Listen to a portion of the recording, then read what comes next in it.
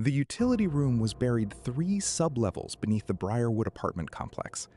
When investigators finally unsealed the heavy steel door, they didn't find maintenance equipment. They found a timeline. Hundreds of charcoal sketches covered the concrete walls. Floor plans, walking routes, timestamps.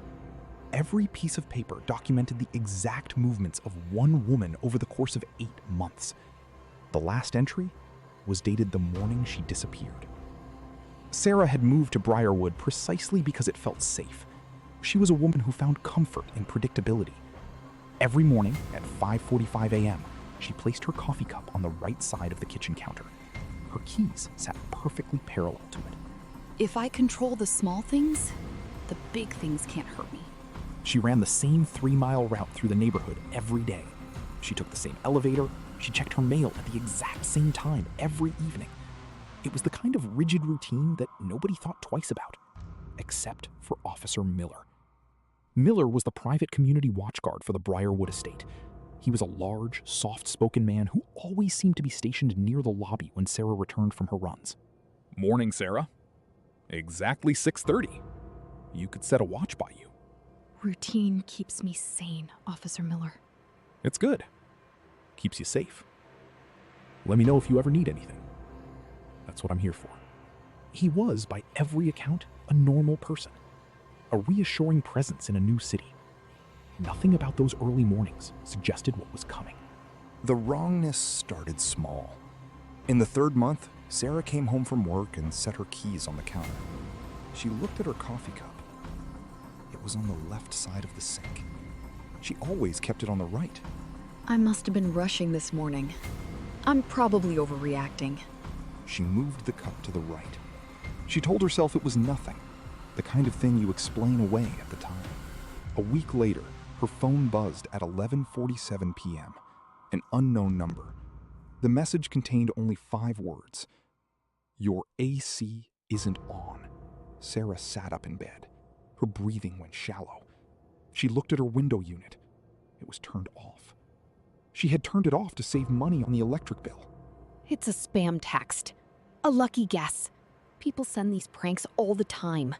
She deleted the message. She checked the deadbolt 3 times before she went back to sleep. Sleep came eventually, but it wasn't rest. The next evening, she mentioned it to Officer Miller in the lobby. She made a decision that seemed reasonable at the time. She asked for his help. I know it sounds paranoid, but I got this weird text. Sometimes things in my apartment feel shifted. "You're not being paranoid, Sarah. There are a lot of creeps out there. I'll increase my patrols around your floor. I've got the master keys so I can check the utility closets and stairwells. Make sure nobody is lingering." Thank you. I really appreciate it. She felt better. That was the last decision she made with full information. Over the next few weeks, the feeling of being watched didn't fade. It deepened.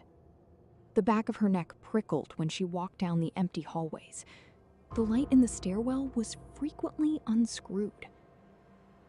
She started taking different routes on her morning runs, breaking her sacred routine.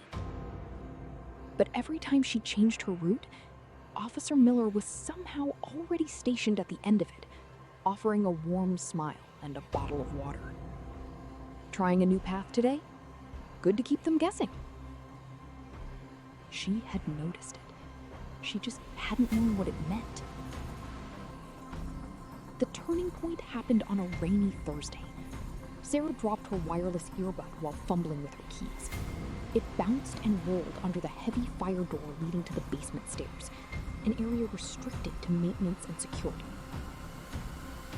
She pushed the door open. The stairwell was completely dark. She used her phone flashlight to scan the concrete steps. Her earbud was resting near the bottom landing. As she walked down, the smell of damp earth and old copper filled the air. She picked up her earbud. That was when she noticed the heavy steel grate on the wall. It was pulled slightly ajar. The old drainage tunnels. The landlord said they were sealed off in the 90s. She shined her light through the gap. The beam caught the edge of a makeshift desk. and above it, taped to the concrete, were photographs. Sarah pushed the grate open and stepped inside. Her throat closed. She couldn't find the words. Her mouth made sounds that weren't words. The walls were covered in her life. Charcoal sketches of her sleeping, timetables of her running routes, and a detailed, hand-drawn map of the building's ventilation and utility shafts. The map showed how the old tunnels connected directly to the maintenance hatch inside her own closet. Every piece had been there. The moved coffee cup, the text about the AC, his uncanny ability to know exactly where she was. None of it had seemed connected. Now it did. Oh, God. She heard the crunch of gravel behind her. The sound stopped when she stopped. I told you I was keeping an eye on things, Sarah. She turned around. Officer Miller stood in the doorway of the tunnel, blocking the only exit. He wasn't smiling anymore. You shouldn't be down here. It isn't safe. I spent months making sure your apartment was safe. I checked the locks every night from the inside. Stay away from me!